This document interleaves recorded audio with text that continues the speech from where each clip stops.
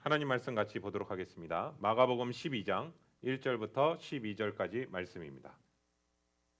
예수께서 비유로 그들에게 말씀하시되 한 사람이 포도원을 만들어 산 울타리로 두르고 즙자는 틀을 만들고 망대를 지어서 농부들에게 새로 주고 타국에 갔더니 때가 이름에 농부들에게 포도원 소출 얼마를 받으려고 한 종을 보내니 그들이 종을 잡아 심히 때리고 거저 보내었거늘 다시 다른 종을 보내니 그의 머리에 상처를 내고 능욕하였거늘 또 다른 종을 보내니 그들이 그를 죽이고 또 그 외 많은 종들도 더러는 때리고 더러는 죽인지라.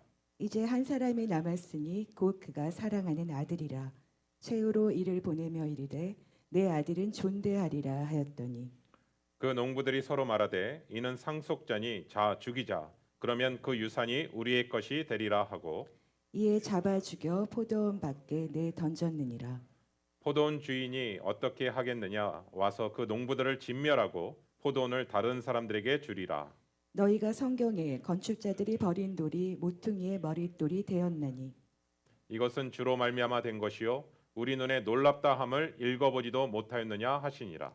그들이 예수의 이 비유가 자기들을 가리켜 말씀하심인 줄 알고 잡고자 하되 무리를 두려워하여 예수를 두고 가니라. 아멘. 아멘. 지난주 설교에서요 눈에 보이는 권력에 의지하여 눈에 보이지 않는 하나님의 권위를 도전했던 그 종교 지도자들을 같이 말씀을 나눴습니다. 사실은 그들은 오히려 예수님 앞에 자신을 낮추고 회개하며 주님 앞에 나아가야 되는데 오히려 그러한 모습으로 나아가지 않기 때문에 주님께서는 그들에게 답을 하시지 않았던 부분을 나눴습니다. 이에 예수님께서 그 다음에 포도원 비유로 얘기하시면서 포도원에 가라고 말했을 때 첫째 아들은 가겠다라고 말을 하지만 정작 가지 않는 첫째 아들의 모습이 있었고 둘째 아들은 가지 않겠다고 말하지만 뒤에 뉘우쳐서 포도원에 갔던 그 부분을 비유를 통해서 오히려 그 종교 지도자들을 책망하시는 부분을 같이 나눴습니다. 요한의 회개가 먼저 왔었거든요. 근데 그 회개의 음성 앞에 오히려 자신들이 죄인임을 깨닫고 반응한 세리와 창녀들은 의의 길로 들어섰음을 우리가 말씀을 통해서 보게 되었고요. 그렇지만 자신들은 여전히 남보다 우월하다고 생각했고 경건하고 의롭기 때문에 회개할 것이 없다라고 얘기했던 그 종교 지도자들은 끝내 뉘우치지 않았습니다. 결국은 죄 사함을 받지 못하게 되었고 하나님의 나라에 들어가지 못한 채 남게 되었음을 우리가 말씀을 통해서 같이 나눴습니다. 여러분 오늘 본문은요.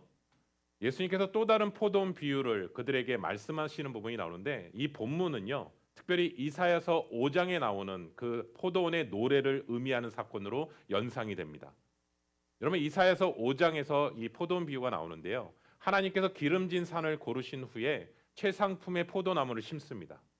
그리고 포도원 가운데에 망대를 세우고요. 울타리를 친 후에 열매를 맺기를 기다리시지만 결국은 하나님께서 원하셨던 좋은 열매를 맺지 못하고요. 야생 포도인 들포도를 맺히고 말았다는 내용이 이사야서 5장에 나와 있는 포도원 노래의 비유입니다. 그런데 그때 하나님께서는 어떻게 하시냐면 울타리와 담을 허물어 버리시고요. 포도원의 먹힘을 들 짐승들에게 짓밟히게 되는 장면으로 펼쳐지게 됩니다. 이 비유에서의 그 의미는 포도원은 이스라엘을 얘기하는 것이고 포도나무는 유다 사람을 의미하는 것입니다. 그러니까 하나님은 그들에게 정의를 바라셨지만 오히려 그들은 포악한 행동을 했었고 그들에게 더욱더 공의를 바라셨지만 오히려 그들이 도리어 부르짖음만 들리게 했다라는 내용으로 펼쳐지는 것이죠. 사실은 하나님께서 원래 그들의 이스라엘 백성을 부르신 목적을 끈질기게 거절하게 되면 어떻게 심판을 받게 되는지에 대한 부분이 바로 이사야서 5장에 나오는 포도원 노래의 비유입니다. 그런데 예수님께서 오늘 이 본문 이사야서 5장에 나와 있는 그 본문의 비유를 좀 더 붙여서 상세하게 설명해 주시는 부분이 오늘 마가복음 12장에 나와 있는 이 포도원의 비유인 것입니다. 우리 말씀 한번 이제 보겠습니다. 마가복음 12장 1절부터 8절입니다. 예수께서 비유로 그들에게 말씀하시되 한 사람이 포도원을 만들어 산 울타리로 두르고 즙자는 틀을 만들고 망대를 지어서 농부들에게 새로 주고 타국에 갔더니 때가 이름에 농부들에게 포도원 소출 얼마를 받으려고 한 종을 보내니 그들이 종을 삼아 심히 때리고 거저 보내었거늘 다시 다른 종을 보내니 그의 머리에 상처를 내고 능욕하였거늘 또 다른 종을 보내니 그들이 그를 죽이고 또 그 외에 많은 종들도 더러는 때리고 더러는 죽인지라. 이제 한 사람이 남았으니 곧 그가 사랑하는 아들이라. 최후로 이를 보내며 이르되 내 아들은 존대하리라 하였더니 그 농부들이 서로 말하되 이는 상속자니 자 죽이자 그러면 그 유산이 우리 것이 되리라 하고 이에 잡아 죽여 포도원 밖에 내 던졌느니라. 아멘. 아멘. 여러분 이 비유에서 주인은 포도원을 산 울타리를 두르잖아요. 그 이유는 무엇이냐면 들짐승들이 와서 열매를 먹지 못하도록 하기 위해서 그렇게 한 것이고요. 또 하나는 포도주 즙을 생산하기 위한 그 집자는 틀을 놓게 되고요. 또 하나는 망대를 세웠다라는 것은 서리하는 사람들을 감시하기 위해서 세운 것이거든요. 그러니까 오늘날로 얘기하면 포도원 주인은 새로 든 그 포도 농부들을 향해서 필요한 모든 시설과 보안 시설과 모든 것들을 사실은 다 갖춘 가운데서 그들에게 제공한 모습이 오늘 본문에서 펼쳐집니다. 여기서 포도원 주인은 하나님을 의미하는 것입니다. 그리고 포도원은 이스라엘을 얘기하는 것이고 소작인들은 이스라엘의 지도자들을 향해서 얘기하는 거예요. 그러니까 하나님은 언약 관계에 있었던 이들이 이제는 이스라엘의 열매를 맺힐 때가 되었을 때 종을 보내서 그 소출의 얼마를 수확하기 위해서 보냅니다. 그런데 소작인들은 오늘 본문 말씀을 계속 읽다 보면 도둑들입니다. 왜냐하면 사실은 이 모든 환경을 준 것은 포도원 주인이거든요. 그런데 이제는 마치 자신들이 주인인 양 행동하기 시작합니다. 자신들이 당연히 소출을 드려야 됨에도 불구하고 소출을 드리지 않고 오히려 모든 것들의 이익을 챙기려고 하는 그들의 모습을 보게 되는 것이죠. 주인이 몇 번이고 종들을 보내지만 오히려 더 횡포를 하게 되고 더 핍박을 하는 모습으로 펼쳐집니다. 처음에 온 종은요 심히 때리고 나서 다시 돌려보냅니다. 두 번째로 보낸 종은요 머리를 상하게 하고 능욕을 주는 상황까지 펼쳐집니다. 세 번째 종을 또 다시 보내거든요. 그때는요 그냥 죽여버립니다. 여기서 소작인들이 종들을 대하는 태도가 점점 포악해지는 모습으로 말씀이 계속해서 펼쳐지고 있거든요. 그럼에도 불구하고 이상하죠. 주인은 계속해서 종들을 계속 보냅니다. 그렇죠? 더러는 그 종들을 향해서 또 여전히 때리고 죽이는 상황들이 펼쳐지게 됩니다. 여전히 죄를 회개하지 않으니까 여전히 그들의 마음은 완악해지고 더 강팍해지고 사악해지는 모습으로 그들을 볼 수 있는 것이죠. 여기서 포도원 주인은 이 보낸 종들은 어떤 의미를 얘기하고 있냐면 비유라고 말씀을 드렸습니다. 하나님의 말씀을 대변한 선지자들을 얘기합니다. 그들을 계속해서 하나님은 지속적으로 보내십니다.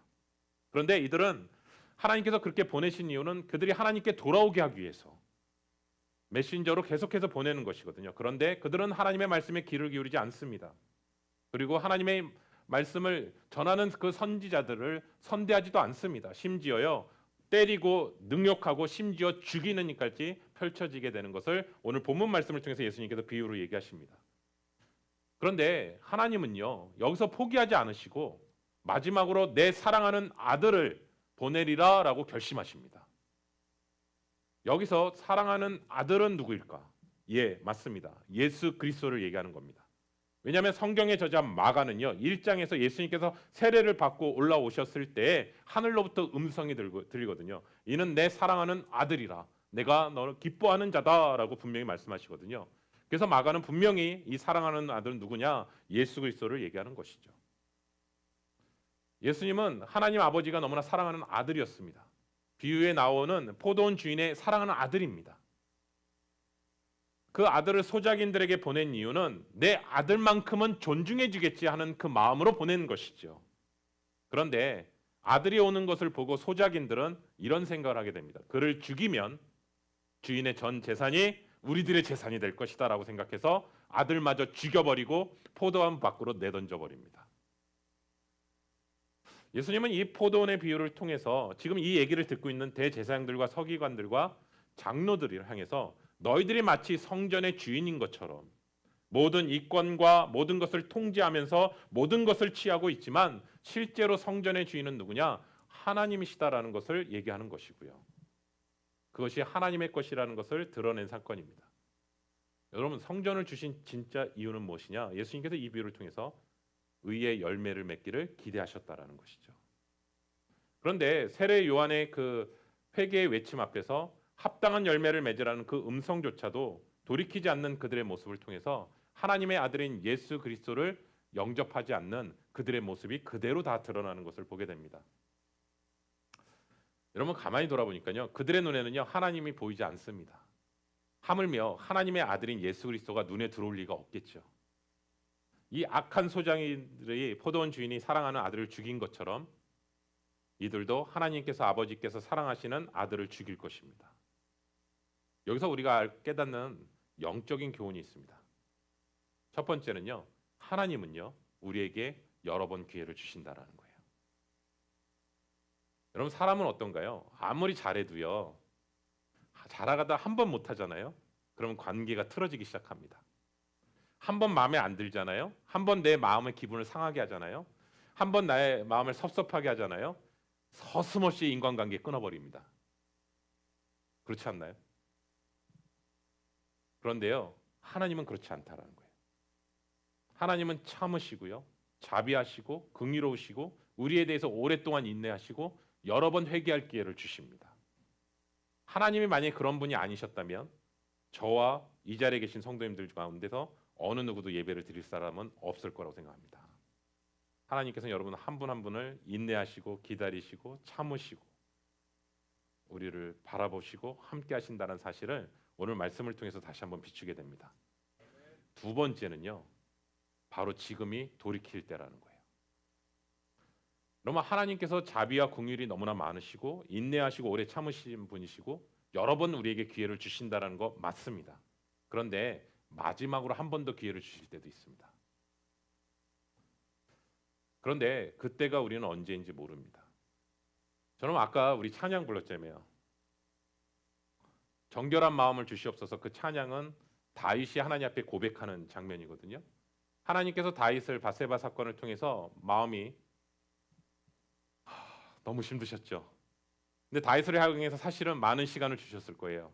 그런데 결정적인 한 방은 누구였냐면 나단 선지자를 통해서 비유를 통해서 얘기하십니다. 다윗에게 있어서 돌이킬 수 있는 마지막 기회였습니다. 그게요. 근데 다윗은요, 그 돌이킬 기회를 잡아요. 그리고 그 찬양의 가사처럼 정직한 영을 부어달라고 하나님 앞에 침상에서 통곡하면서 돌이키는 장면이 펼쳐지고 되고, 사울 왕은 여러 번의 계속 기회를 마지막 주님에도 불구하고 그 기회를 잡지 못했을 때 블레셋에 의해서 처참하게 죽임을 당하고 그의 가족들이 몰살당하는 장면으로 펼쳐집니다. 저는 오늘 우리 귀한 성도님들에게 한번 이렇게 좀 적용해 볼게요. 여러분, 오늘 이 자리에 예배 나오셨잖아요. 오늘 마지막 예배라고 생각하면 어떨까요? 오늘 내가 드릴 수 있는 예배가 오늘 이 시간이 마지막이라고 생각한다면, 또 하나는 오늘 하나님을 내가 섬길 수 있는 시간이 오늘 이 마지막 시간이라면, 오늘 이 시간이, 더 나아가서 내가 하나님 앞에 용서를 구하고 용서를 받을 수 있는 시간이 오늘 이 시간이 마지막이라고 생각한다면, 아마 여기 어느 누구도 예외 없이요, 우리의 마음가짐은 다를 것입니다. 근데 우리가 신앙생활하면서 변하지 않는 근원적인 이유가 뭐냐면요, 내일이 있을 거라고 자꾸 생각해요. 또 하나는 뭐냐면 내일이 있을 거라고 생각하니까 또 기회가 있을 거야 라고 생각하는 부분이 있다는. 그런데 여러분, 정말 그럴까요? 우리 아까 대표기도 하신 것처럼 요즘은요, 일기예보가 잘 안 맞아요. 다 경험하셨을 거예요. 최소한 하루 전날이나는 맞았거든요. 근데 요새는 맞지 않아요. 왜냐하면 아무런 경고 없이요, 토네이도가 지나가기도 해요. 여러분, 우리가 잘 알고 있지만 우리 텍사스 여기 지역에서도 1, 2주 전까지만 해도 미국 전역에 있어서 갑작스럽게 이렇게 토네이도가 들이닥칠 거라고 생각하지도 못했고요. 스톰 현상이 일어날 거라고 아무도 예상을 못했어요. 그런데 이 상황 속에서 우리는 지금 살아가고 있다고요. 사실은 어제가 오늘 같은 오늘이 아니고요, 또 오늘이 내일처럼 될 거라는 보장이 아무것도 없다고요. 그렇기 때문에 오늘 이 시간에 특별히 내일이 아니라 오늘 우리에게 지금 말씀하고 계시는 거고, 또 오늘 우리에게 회개하라고 말씀하고 계시는 거고, 오늘 이 자리 가운데 말씀 가운데 순종하라는 그 음성을 다시 한번 우리에게 주신다라는 것이죠. 저는 여러분들에게 이렇게 같이 적용했으면 좋겠습니다. 여러분, 돌아보면요, 하나님께서 여러분들에게 세밀하게 계속해서 음성을 주셨을 거예요. 그런데 우리는 그 음성에 집중하지 않았을 때가 더 많았을 거예요. 그런데 오늘 이 시간만큼은 오늘 하나님의 말씀 앞에서 한번 정직하게 우리의 마음을, 하나님이 오늘 나에게 주신 말씀이다, 오늘 내가 하나님 앞에 돌이켜야 될 부분들을 돌이키게 하시기 위해서 오늘 주신 말씀이라고 생각한다면 오늘 이 시간의 말씀을 들을 때 아마 다를 거라고 저는 확신합니다. 왜냐하면 전하는 저에게도 있어서 오늘 이 말씀이 여러분에게 있어서 좀 하나님 앞에 다시 한번 돌이키며 하나님 앞에 설 수 있는 우리 귀한 시간이 되기를 예수 그리스도의 이름으로 축원합니다. 히브리서에서 이렇게 얘기합니다. 볼까요? 히브리서 3장 12절부터 19절입니다. 형제들아 너희는 삼가 혹 너희 중에 누가 믿지 아니하는 악한 마음을 품고 살아계신 하나님에게서 떨어질까 조심할 것이요 오직 오늘이라 일컫는 동안에 매일 피차 권면하여 너희 중에 누구든지 죄의 유혹으로 완고하게 되지 않도록 하라. 우리가 시작할 때 확신한 것을 끝까지 견고히 잡고 있으면 그리스도와 함께 참여한 자가 되리라. 성경에 일렀으되 오늘 너희가 그의 음성을 듣거든 격노하시게 하던 것 같이 너의 마음을 완고하게 하지 말라 하였으니 듣고 격노하시게 하던 자가 누구냐? 모세를 따라 애굽에서 나온 모든 사람이 아니냐? 또 하나님이 40년 동안 누구에게 노하셨느냐? 그들의 시체가 광야에 엎드려진 범죄한 사람들에게 아니냐? 또 하나님이 누구에게 맹세하사 그의 안식에 들어오지 못하리라 하셨느냐? 곧 순종하지 아니하던 자들에게가 아니냐? 이로 보건대 그들이 믿지 아니함으로 능히 들어가지 못한 것이라. 아멘. 아멘. 여러분, 하나님을 향해서 믿음을 강하게 거부하는 그 장면은요, 하나님, 우리의 마음은 살아계신 하나님께 돌아선다라는 것을 얘기하는 거예요. 다시 말씀드리면 하나님께서는 우리에게 분명히 새로운 마음을 주시고 새로운 영을 부어주시고 우리의 굳은 마음을 부드러운 마음으로 바꿔주시는 성령을 우리에게 주시거든요. 그런데 여전히 믿지 않는 마음을 갖는 상황이 있다라는 거예요. 여전히 그 상황 속에서 지금 히브리서 기자는 뭐라고 얘기했냐면, 그러한 믿음을 갖고 있다면, 여전히 믿지 않으려고 하는 그 완악한 마음을 가지고 있다면 성도들과 교제해야 된다. 그리고 서로의 믿음을 날마다 대화해야 된다. 그리고 서로 죄에서 벗어날 수 있도록 기도해 줘야 된다. 그리고 사랑과 선행으로 서로를 격려해야 된다라는 부분을 얘기하는 거예요. 맞습니다. 우리가 더욱더 믿음 안에서 벗어나지 않기 위해서 서로가 믿음 안에서 교제하는 것이고 믿음 안에서 서로 격려하는 것인 것이죠. 그리고 또 하나 예를 듭니다. 결국 애굽에서 출애굽 1세대들이 광야에서 결국은 하나님을 불신하고 약속의 땅에 들어가지 못한 채 다 죽지 않았느냐라는 그 부분을 히브리서 기자가 다시 한번 얘기하면서 뭐라고 하냐면, 출애굽 1세대가 약속의 땅에 들어가지 못했던 이유는 무엇이냐면 그들은 하나님의 보호를 믿지 않았고, 그분들이 자신들을 도와 하나님께서 가나안 땅에 있는 거인들을 정복하실 거라는 그 약속을 믿지 않았기 때문에 광야에서 다 죽게 된 것이다. 그리고 히브리서 기자가 정말 얘기하고 싶은 건 뭐냐면, 그렇다고 두려워하고 걱정하지 마라. 염려할 필요 없다. 너희가 정말 하나님을 경외하고 하나님을 신뢰하는 자들은 영원히 흔들리지 않을 것이며 주께서 평강으로 지켜주실 것이라는 약속을 우리에게 주셨기 때문이다라고 히브리서 기자는 다시 한번 우리에게 말씀하고 계시는 것이죠. 그리고 나서 계속해서 우리 말씀 한번 볼까요? 마가복음 12장 9절부터 12절입니다. 포도원 주인이 어떻게 하겠느냐? 와서 그 농부들을 진멸하고 포도원을 다른 사람에게 주리라. 너희가 성경에 건축자들이 버린 돌이 모퉁이의 머릿돌이 되었나니 이것은 주로 말미암아 된 것이요 우리 눈에 놀랍도다 함을 읽어보지도 못하였느냐 하시니라. 그들이 예수의 이 비유가 자기들을 가리켜 말씀하심인 줄 알고 잡고자 하되 무리를 두려워하여 예수를 두고 가니라. 아멘. 아멘. 우리 전도서에서 말씀을 읽다 보면 하나님의 말씀에 하듯이 모든 일에 때가 있습니다. 심을 때가 있고요, 뽑을 때가 있습니다. 태어날 때가 있고요, 죽을 때가 있습니다. 하나님께서 분명히 인내하시고 기다리시는 부분도 있지만 마지막 때까지 무시하는 자들에게는 결국은 심판이 임하게 된다는 사실인 것이죠. 여러분, 하나밖에 없는 아들마저 죽여버렸어요, 이 소작인들은요. 그랬을 때 포도원 농부들을 포도원 주인이 가만히 놔둘 리가 있겠습니까? 이제는 더 이상 한계에 다다른 것이죠. 즉시 와서 그 농부들을 다 진멸하고 그 포도원은 다른 사람에게 넘겨주는 부분으로 오늘 말씀은 얘기하고 있습니다. 이 비유는 일종의 예언이기도 합니다. 왜냐하면 예수님의 죽음과 부활 이후에요, 예루살렘 성전은요 무너지게 되었고요, 결국은 이스라엘은 멸망당했기 때문에 그렇습니다. 이후 복음은요 이방인들에게 퍼져나가게 되고, 그리고 하나님의 포도원의 새 일꾼들이 됩니다. 이들이요. 그리고 이방인들이 와서 함께 다시 한번 하나님 앞에 시작하는 새 이스라엘이 되는 것이고요. 그게 바로 뭘까요? 교회입니다. 따라서 성경에서 말하는 포도원은 하나님의 나라를 얘기하는 거고 교회와 사역의 장을 의미하기도 한다라는 것이죠. 여기서 우리가 또 하나 깨닫는 영적인 교훈은 뭐냐면, 하나님은요 하나님의 일을 할 때 하나님의 때에 반드시 이루신다라는 거예요. 여러분, 우리가 제대로 하지 못하면 다른 사람을 통해서도 하나님은 하십니다. 하나님은 우리가 꼭 필요하신 분은 아니에요. 우리가 아니면 아무 일도 못 하시는 분이 아니라고요. 우리에게 아무 열매를 찾을 수 없잖아요. 그러면 다른 사람을 통해서 열매를 거두게 하십니다. 여러분, 하나님의 뜻은요, 반드시 하나님이 이루십니다. 그리고 하나님이 하신 말씀은 결코 열매를 맺지 않고 돌아오는 일은 없습니다. 그런데 하나님께서 우리에게 정말 사역을 맡기셨다면 그거는 우리에게 있어서 엄청난 특권입니다. 여러분, 다른 사람에게 상급을 쌓을 수 있는 기회를 주셨음에도 불구하고 우리에게 먼저 기회를 주셨다면 우리에게는 특권이라고요. 만일 우리가 안 하면, 우리 교회가 만약에 안 하면 하나님은 다른 사람을 통해서, 다른 교회를 통해서 그 일을 행하실 거예요. 그렇다면 정말 누가 손해인가요? 만약에 하나님의 일에 동참하지 않고 하나님 앞에 영광 돌리지 않은 못한 우리가 오히려 정직하게 얘기하면 손해라는 것이죠. 여러분, 예수님께서 이들에게 뭐라고 얘기냐면 성경에서 건축자들이 버린 돌이 모퉁이의 머릿돌이 되게 하셨나니 이것은 주로 말미암아 된 것이요 우리 눈에 놀랍도다라고 한 말씀을 읽어보지 못하였느냐라고 얘기하시거든요.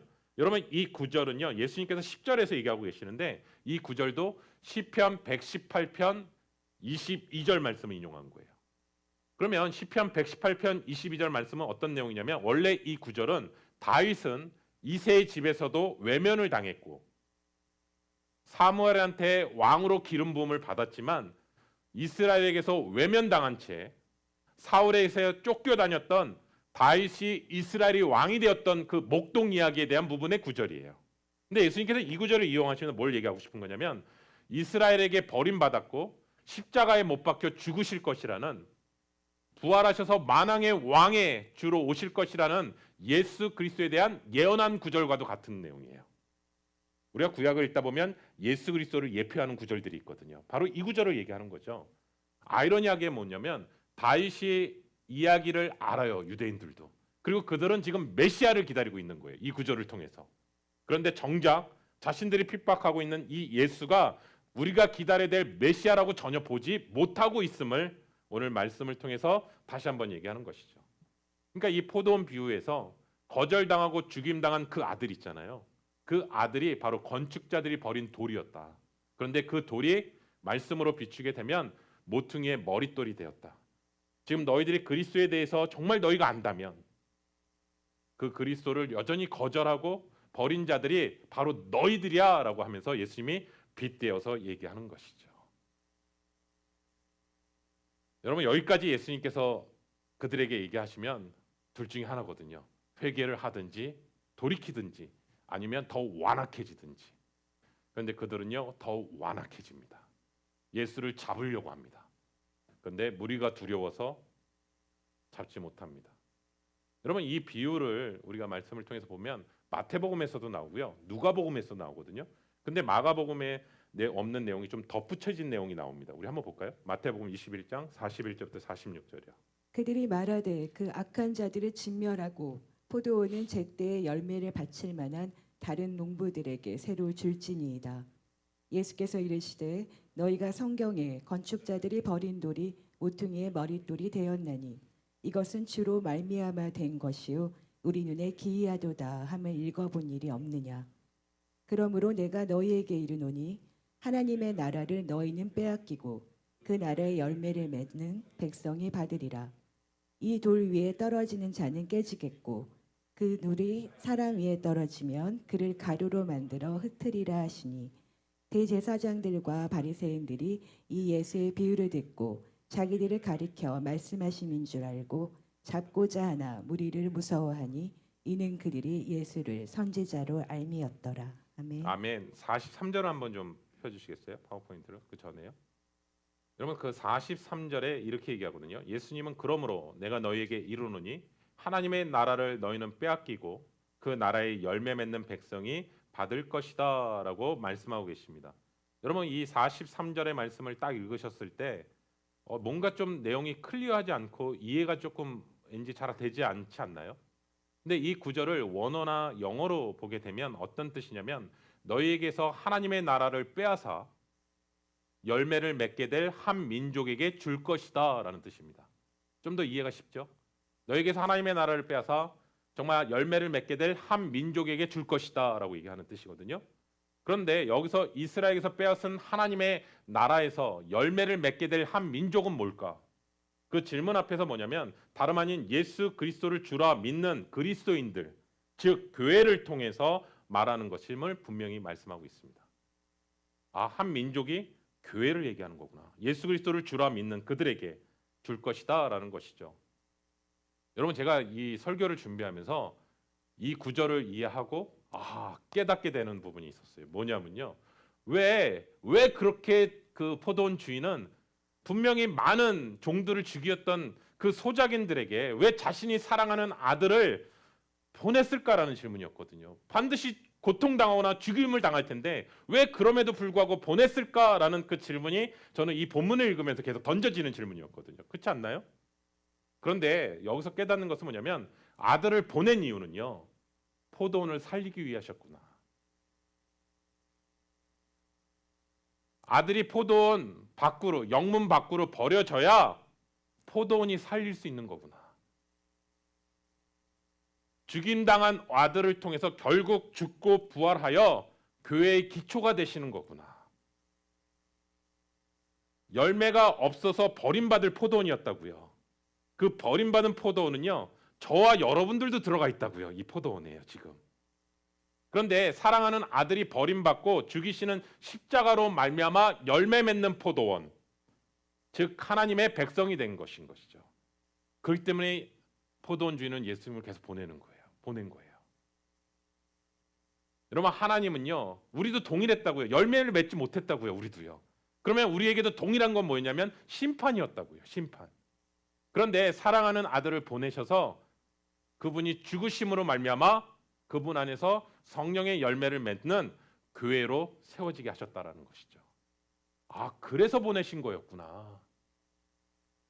그리고 예수님께서 그 다음에 하신 말씀이 이제 이해가 되는 거예요. 퍼즐이 맞히듯이. 모퉁이의 머릿돌, 즉 구원의 반석이신 예수 그리스도를 믿지 않는 사람들은 깨질 것이고 가루가 되어 흩어질 것이다. 이 부분을 사도 베드로는 성령을 통해서 이 말씀을 다시 한번 조명합니다. 우리 볼까요? 베드로전서 2장 6절부터 10절입니다. 성경에 기록되었으되 보라 내가 택한 보배로운 모퉁이 돌을 시온에 두노니 그를 믿는 자는 부끄러움을 당하지 아니하리라 하였으니 그러므로 믿는 너희에게는 보배이나 믿지 아니하는 자에게는 건축자들이 버린 그 돌이 모퉁이의 머릿돌이 되고 또한 부딪히는 돌과 걸려 넘어지게 하는 바위가 되었다 하였느니라. 그들이 말씀을 순종하지 아니함으로 넘어지나니 이는 그들을 이렇게 정하신 것이라. 그러나 너희는 택하신 족속이요 왕 같은 제사장들이요 거룩한 나라요 그의 소유가 된 백성이니 이는 너희를 어두운 데서 불러내어 그의 기이한 빛에 들어가게 하신 이의 아름다운 덕을 선포하게 하려 하심이라. 너희가 전에는 백성이 아니더니 이제는 하나님의 백성이요 전에는 긍휼을 얻지 못하였더니 이제는 긍휼을 얻은 자니라. 아멘. 아멘. 여기서 분명히 뭐라고 얘기냐면 하나님의 보배로운 모퉁이 돌을 시온에 두셨는데 그를 믿는 자는 부끄러움을 당하지 않을 것이다라고 얘기합니다. 그런데 이 돌을 믿는 자들에게는 보배지만 믿지 않는 자들에게는 건축자들이 버린 돌이 모퉁이 돌이 된 것처럼 부딪히는 돌과 걸려 넘어지게 하는 바위가 되었다라는 것을 얘기합니다. 여러분, 우리가 다시 한번 마라나타 신앙을 고백하잖아요. 주님이 다시 오실 것을 기대하는데 주님이 다시 오는 날 우리는 구원받는 날입니다. 아멘이시죠? 우리가 하나님의 나라로 가는 날입니다. 그런데 예수 그리스도를 믿지 않는 자들에게는 심판의 날이라고요. 아이러니하죠? 분명히 주님이 오시는데 누군가는 들림을 받으며 기쁨의 날이 될 수 있지만 누군가에게는 심판의 날이 될 수 있다는 것을 보게 되는 것이죠. 그러나 우리가 예수 그리스도 주 안에서 있는 자들은 택하신 족속이요 왕 같은 제사장이요 거룩한 나라요 그의 소유된 백성이라는 것을 얘기합니다. 이 말은 이거죠. 너희 전에는 백성이 아니었어. 그런데 이제는 하나님의 백성이야. 예수 그리스도 안에서. 예전에는 너희는 긍휼을 얻지 못했어. 그런데 예수 그리스도 안에서 너희들은 긍휼을 받은 자야. 언제요? 지금이요. 언제요? 바로 지금 이때요. 사랑하는 성도 여러분, 정말 예수 그리스도를 믿는 자는요. 누구든지 부끄러움을 당하지 않을 것이라고 분명히 말씀하십니다. 그리고 우리를 왕 같은 제사장이고 하나님 앞에 영광 돌리는 저와 여러분이 되신다는 사실을 다시 한번 보게 됩니다. 저는 우리 귀한 성도님들에게 이런 질문을 하게 됐어요. 여러분이 정말 주님께서 이 마가복음을 통해서 한번 던져지는 질문, 하나님께서 나에게 맺게 원하시는 열매가 뭘까라고 자꾸 저도 이 말씀 앞에 돌아보게 됐거든요. 뭘까라고 생각했더니 지금 마가복음을 계속 읽다 보니까 예수님께서 우리에게 원하시는 것은요, 예수님의 제자 아닐까요? 예수님의 제자는요, 예수님을 알고 예수님을 믿고 예수님을 닮아가는 사람이거든요.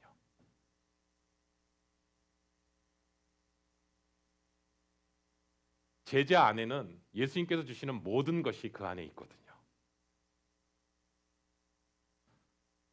어제 그 어스틴에서 유호를 끌고요, 그 주님의 교회에서 BBS가 금요일날 저녁에 끝났어요. 금요일날 저녁 11시에 끝났거든요.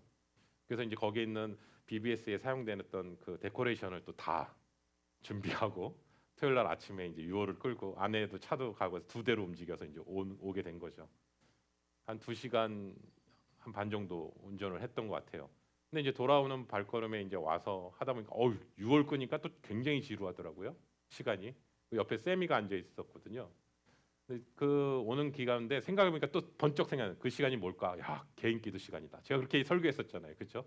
차 오래 타고 다니실 때마다 개인 기도 시간이다. 그래서 마음껏 또 찬양을 불렀어요. 근데 세미가 나중에 녹화 찍더라고요. 그래서 신나게 이제 찬양하는데 마음이 너무 좋은 거예요. 그리고 이제 와서 이제 하다 보니까 우리 전도사님이 나오셨는데 깜짝 놀랐습니다. 다리를 쩔뚝거리시면서 나오시는 거예요. 그때 그 아이스 스케이트장 가서 다리를 다치셨다는 얘기는 들었거든요. 근데 이제 다리를 쩔뚝거리시면서 이렇게 나오시더라고요. 그래서 또 걱정이 되더라고요. 이렇게 또 아프시고. 그래서 이제 그런가 보다 했어요. 근데 오늘 무슨 걱정을 했냐면 오늘 일부 예배 때 나오실 때 신현우 권사님이랑 같이 나오시니까 다리 굉장히 불편해서 나오시겠구나라고 생각을 했어요. 근데 이제 일부 예배 때 들었는데 너무 멀쩡하게 걸어 들어오시는 거예요. 저는 이제 증거할 수 있잖아요. 저랑 아내랑 다 봤잖아요. 어제 전사님 다리 상태를. 근데 너무 멀쩡하게 들어오신 거예요. 했더니 다 낫대는 거예요. 그래서 질문이 생기잖아요. 어떻게 나오셨냐 했더니 어제 이제 찬양을 계속 부르시면서 찬양을 틀면서 찬양 가운데 성령의 임재가 확 오더래요. 네, 성령님께서 강하게 임재가 오셔서 너무 마음이 좋더래요. 정말 성령께서 지금 함께 하시는구나. 근데 마음 한편에서는 다리 낳겠구나. 네, 다리를 낳게 달라고 기도하셨던 게 아니라 성령의 임재 가운데 들어가시니까 다리가 쫙 회복이 되셨대요. 더 놀라운 사실은 뭔지 아세요? 신현우 권사님 오늘 예배 일부 예배 드리셨는데 시작부터 끝까지 한 번도 딴짓 안 하셨습니다. 죄송합니다. 이렇게 딴짓이란 표현을 이렇게 이러실 때도 있고 이러실 때도 있는데 시작과 끝에까지 한 번도. 해서 제가 신현우 권사님한테 그렇게 얘기했어요. 2024년 6월 2일 일부 주일 예배 온전히 하나님 앞에 드리다. 그래서 저도 잊어버리지 않겠다고 얘기했어요. 오늘 본문 말씀을 하나도 놓치지 않으시고 다 들으시고 아멘으로 고백하시는 거예요. 맞습니다. 여러분에게 오늘 다시 한번 전하고 싶은 건 뭐냐면 그리스도 제자 안에 모든 것이 있습니다. 제가 지난주에 같이 강력하게 했는데 하나님과의 관계가 회복되면요, 우리 안에 막혀 있었던 건 자연스럽게 다 열립니다. 아멘이십니까?